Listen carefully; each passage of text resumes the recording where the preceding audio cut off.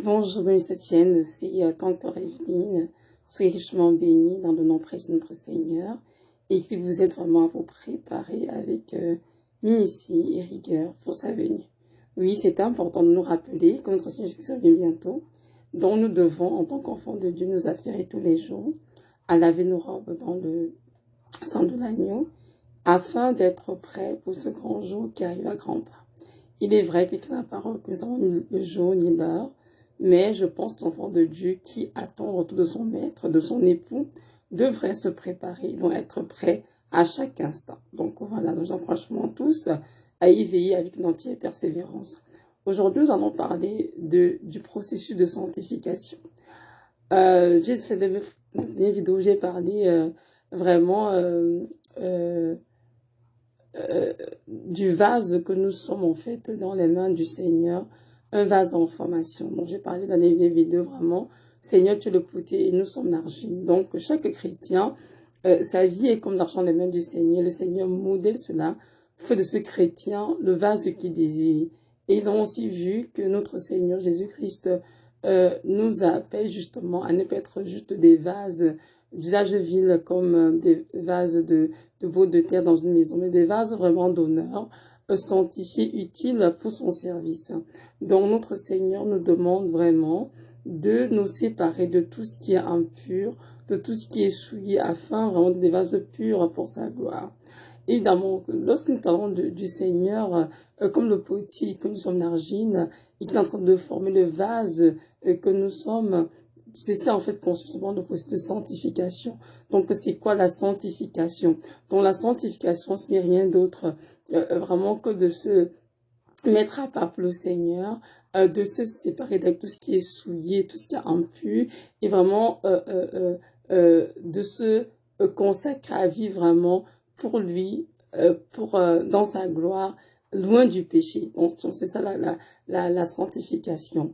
Hébreux 12, verset 14 nous dit vraiment cela. Recherchez la paix avec tous et la sanctification sans laquelle personne n'aura le Seigneur. Donc tout chrétien, et qui lit ce verset comprend bien qu'il doit s'efforcer d'être en paix avec tous, autant que ça dépend de lui, ça c'est vrai. Dans un deuxième temps, il doit aussi s'efforcer de se sanctifier, c'est-à-dire vraiment de se séparer de tout ce qui est souillé. Et très souvent, par notre propre chair, c'est impossible, c'est certain. Donc c'est vraiment l'œuvre de l'Esprit Saint en nous. Donc comprenons bien que c'est le Saint-Esprit qui nous sanctifie. Tout ce que Dieu nous demande, c'est que nous sommes vraiment disposés à nous laisser nous sanctifier justement, c'est-à-dire à laisser le Seigneur venir dans nos vies, faire un grand ménage, ôter tout ce qui est abomination, tout ce qui est péché, tout ce qui est mal, afin vraiment de nous fait d'en revêtir l'homme nouveau qu'il a créé en Christ.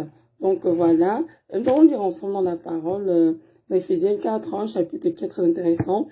Et c'est un chapitre qui est assez long, je crois que c'était 32 ou 31 versets, mais je vais pas le lire tout le chapitre complètement dans cette vidéo. Mais je vous encourage cependant à lire le chapitre à la maison, c'est très intéressant, et ça vous donnera de comprendre la pensée de Christ pour les chrétiens qui sont à sauvés, qui ont choisi vraiment de marcher à sa suite et de se sentir pour sa gloire. Donc l'apôtre Paul ici s'adresse aux Éphésiens, donc Éphésiens chapitre 4, après le verset 17 a dit ceci: voici donc ce que je dis et ce que je déclare dans le Seigneur, c'est que vous ne devez plus marcher comme les païens qui marchent selon la vanité de leurs pensées. Ils ont l'intelligence obscurcie, ils sont étrangers à la vie de Dieu à cause de l'ignorance qui est en eux, à cause de l'endurcissement de leur cœur. Ayant perdu tout sentiment, ils se sont livrés à la dissolution pour commettre toute espèce d'impureté jointe à la cupidité.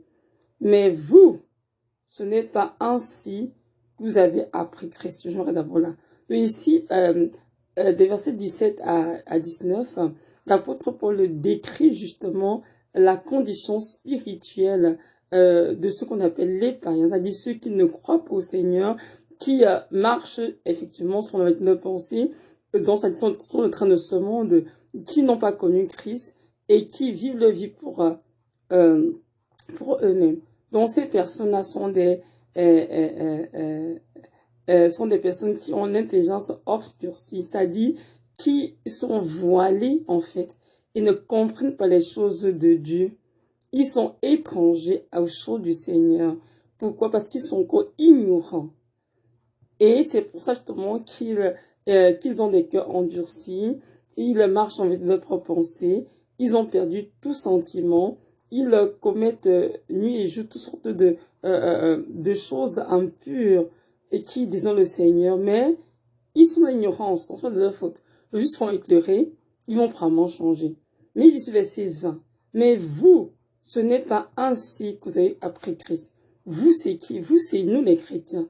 Ici, il aux Éphésiens, qui est des personnes qui ont écrit, donc à nous, les chrétiens, qui avons accepté ce Jésus dans nos vies comme sauvé Seigneur, qui marchent dans son suite, il dit ceci, mais vous, ce n'est pas ainsi que vous avez appris Christ. Si du moins vous l'avez entendu, et si, conformément à la vérité qui est en Jésus, c'est en lui que vous avez été instruits à vous dépouiller du vieil homme qui se corrompt par les convoitises trompeuses à être renouvelé dans l'esprit de votre intelligence et à revêtir l'homme nouveau créé selon Dieu dans une justice et une sainteté que produit la vérité. On s'arrête là, verset 24. Texte magnifique. Donc, nous dans des versets 20 à 25. Ici, l'apôtre Paul nous décrit tout simplement c'est quoi la sanctification en quelques phrases. Donc, nous qui avons appris Christ, nous avons été instruits à nous dépouiller du vieil homme qui se corrompt par les convoitises trompeuses, être renouvelé dans l'esprit de notre intelligence, afin de revêtir l'homme nouveau, créé selon Dieu dans une justice et une sainteté que produit la vérité. Nous comprenons bien ici que la sanctification, ce n'est rien d'autre que le fait de se dépouiller du vieil homme, c'est-à-dire la façon de faire que nous avions autrefois, et de revêtir l'homme nouveau créé selon Dieu. Tout simplement, c'est ça le résumé du mot sanctification. Donc, nous comprenons bien dans ce texte que la sanctification n'est pas quelque chose de spontané qui se produit dans la vie d'un chrétien, mais la sanctification, c'est un processus. Et ça, c'est très bien de comprendre cela. Parce que lorsque nous venons au Seigneur, nous avons des façons de faire. Avant, nous sommes des païens, avec l'intelligence obscurcie, nous marchions d'une certaine manière, nous parlions d'une certaine manière, on s'habillait d'une certaine manière, on mentait, on volait, on forniquait, on trichait, on faisait plein de choses qui étaient en horreur au Seigneur. Mais maintenant, nous l'avons connu en lisant la parole du Christ. Il nous a instruit comment justement donc renoncer à toutes ces choses abominables qui caractérisent le vieil homme, pour donc justement revêtir l'homme nouveau créé selon Dieu, c'est-à-dire l'être spirituel qui est en train de se bâtir en nous pour revêtir le caractère de Christ, le caractère de Christ qui est tout à fait contraire à notre caractère d'autrefois. Et notre Seigneur ici insiste vraiment par l'autre verset 23 que nous avons été appris donc à être renouvelés aussi de notre intelligence. Oui, c'est important de comprendre que la sanctification est un processus et durant ce processus, nous avons besoin d'avoir une intelligence renouvelée pour pouvoir discerner quelle est la volonté de Dieu, ce qui est bon et agréable à ses yeux. Si nous allons, par exemple, nous allons lire rapidement dans un texte dans un texte dans Romains chapitre 12, Romains chapitre 12, verset 1, ça dit ceci. Je vous exhorte donc, frères, par les compassions de Dieu, à offrir vos corps comme un sacrifice vivant, saint, agréable à Dieu, ce qui sera d'autre part un culte raisonnable. Ne vous conformez pas au siècle présent, mais soyez transformés par le renouvellement de l'intelligence afin que vous discerniez quelle est la volonté de Dieu, ce qui est bon, agréable et parfait. Tout simplement. Donc, ces deux versets sont très très clairs. C'est ici Paul qui s'adresse aux Romains. Il les exhorte justement à offrir leur corps comme un sacrifice vivant, sain et agréable. C'est-à-dire à offrir leur vie comme un sacrifice vivant, sain et agréable. Donc, mes frères et sœurs, nos vies doivent être des sacrifices vivants, sains et agréables que nous offrons à Dieu. Et c'est ça, notre point qui était raisonnable, pourquoi nous avons été créés par lui, sauvés par lui, et fait pour le servir, pour l'adorer tout simplement.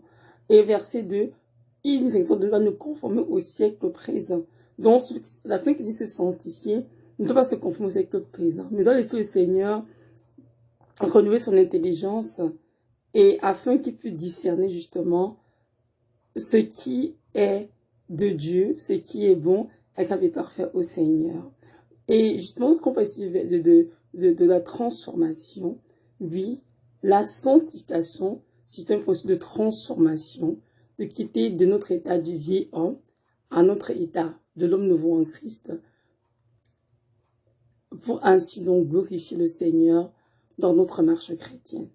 Parce que nous sommes appelés tous en tant qu'enfants de Dieu à renoncer à nos péchés d'autrefois, à renoncer aux œuvres de la chair, à renoncer à tout ce qui était mal, impur, souillé, abominable, afin vraiment de marcher sur la vérité de Christ. N'oublions pas que le Saint-Esprit qui nous conduit dans cela et qui fait l'œuvre de nous sanctifier est l'Esprit de vérité. Et Dieu nous a dit que nous enverrait comme le consolateur et qui nous conduirait dans toute la vérité. Donc, comprenons bien que la sanctification, ce n'est rien d'autre que la transformation, justement, du chrétien, qui passe de l'état de vieil homme et à un état de l'homme nouveau en Christ, pour donc marcher sans le Seigneur et glorifier le Seigneur par sa vie, par tout ce qu'il fait. Donc, c'est ça la sanctification et tout. Donc, tout à l'heure, donc, la sanctification, c'est un processus et ça peut prendre beaucoup de temps. Mais ce qui compte pour le Seigneur, c'est que le chrétien soit enseignable, du Seigneur, malléable, et que le chrétien désire plaire au Seigneur, justement, parce que nous ne vont pas offrir à Dieu une vie remplie de péchés, de choses abominables. Non, nous devons offrir à Dieu une vie, je dirais comment, vie qui porte l'empreinte de la sainteté. Car Dieu nous a parole, soyez saints car je suis saint, dit l'Éternel. Donc Dieu nous appelle tous ses enfants, sans exception, à être saints à son image. Et pour donc être saints à son image, nous devons donc travailler avec le Saint-Esprit en partenariat, dans le but de lui laisser vraiment nous nettoyer de tout ce qui est mauvais, tout ce qui est péché, afin de nous faire donc revêtir l'homme nouveau, créé selon Dieu. Vous comprenez qu'il est dans une justice et une sainteté que produit la vérité. Bonjour, le verset 24. Et à revêtir l'homme nouveau, créé selon Dieu, dans une justice et une sainteté que produit la vérité. Nous comprenons aussi bien ici que la sainteté se produit en nous, comment? Par la vérité. Donc, un chrétien qui veut se sanctifier doit avoir dans son cœur, en tout petit, l'amour pour la vérité. Parce que sans la vérité, il est impossible de se sanctifier. Si nous n'avons pas la vérité de Christ établie en nous, dans nos cœurs, on va se sanctifier. Il y a des chrétiens qui ont tendance à passer le temps à vouloir contester Dieu, à discuter des choses de le Seigneur. Il est écrit ceci, mais on veut interpréter comme cela parce qu'on veut être chrétien, en même temps prendre part au convoitise mondaine. Non, le chrétien doit marcher sur la parole de vérité du Seigneur. La parole de Dieu est vérité. Elle n'est pas une parole mensongère. Nous devons utiliser la Bible comme notre miroir, utiliser cela pour nous sanctifier, pour renoncer aux choses qui ne plaisent pas au Seigneur. Et arrêter de discuter le Seigneur, arrêter de passer des journées, des nuits à faire des discussions folles qui ne servent à rien, mais vraiment avoir l'humilité d'accepter la parole de vérité que Dieu nous donne, qui va donc nous changer, nous transformer. Donc, notre Dieu nous demande vraiment d'avoir pour la vérité si nous voulons être sanctifiés. Et donc, le processus de sanctification peut prendre des semaines, des mois, des années, dépendamment des chrétiens. Et des chrétiens, lorsqu'ils rencontrent le Seigneur, ils sont tellement en feu que mon Dieu, Seigneur, en quelques mois, ils sont méconnaissables. Dieu a fait un travail de fond. Et même si le travail de fond est fait, comprenons bien que la sanctification va continuer jusqu'au jour où la trompette sonnera, jusqu'au jour où on retournera près du Seigneur aussi, tout simplement. Donc, ce n'est pas un processus qui s'arrête. Donc, on ne dit pas, Seigneur, je suis assez sanctifié, donc je peux faire des preuves de ma vie. Non. La sanctification, c'est tous les jours. On le fait tous les jours, mais c'est juste à plusieurs niveaux, à plusieurs classes. Mais c'est sûr que notre Dieu nous demande tous de nous y soumettre avec une entière persévérance. Au verset 26 ici,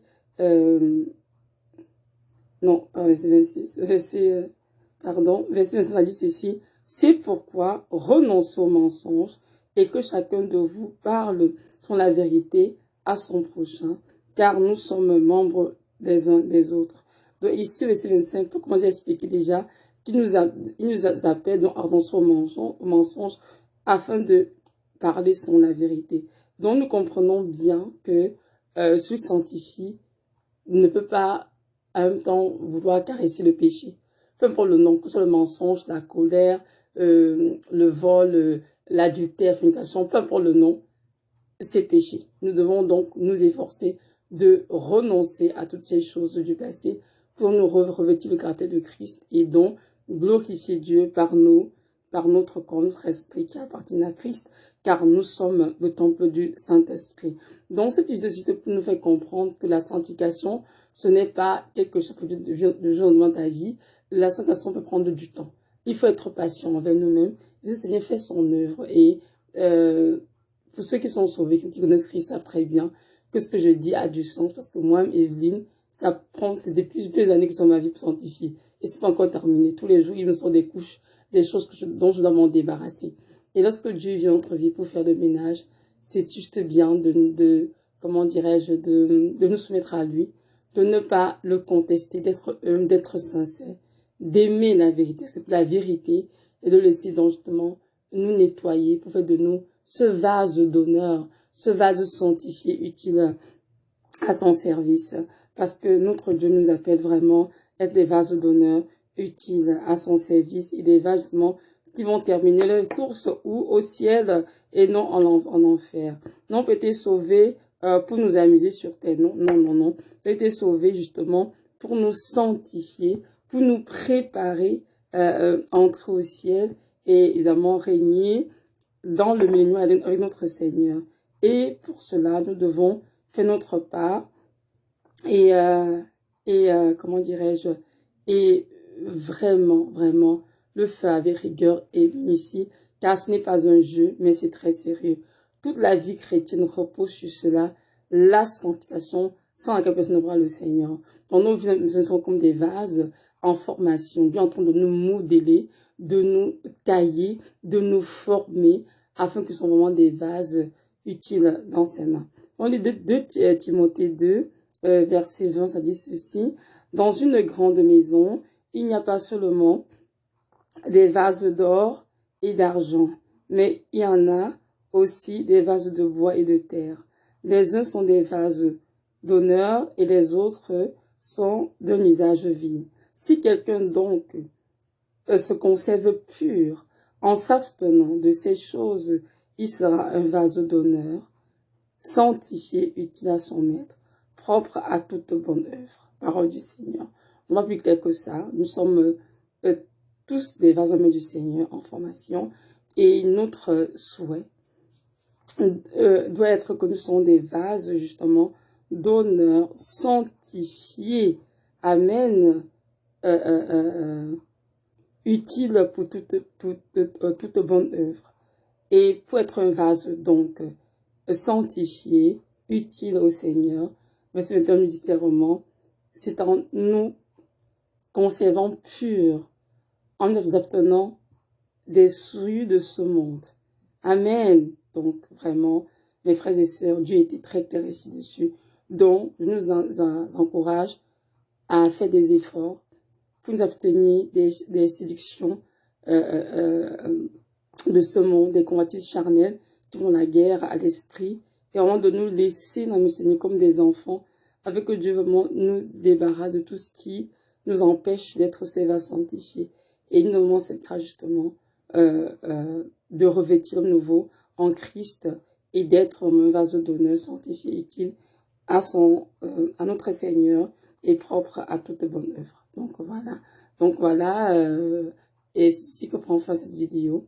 Que notre Dieu vous bénisse et vous donne vraiment cette grâce de comprendre que la sanctification c'est un processus et que cela demande beaucoup de patience et beaucoup de rigueur de minutie afin d'être vraiment le vase que Dieu veut former en chacun d'entre nous. Donc voilà, soyez richement bénis et que notre Seigneur Jésus-Christ vous comble toutes ses grâces.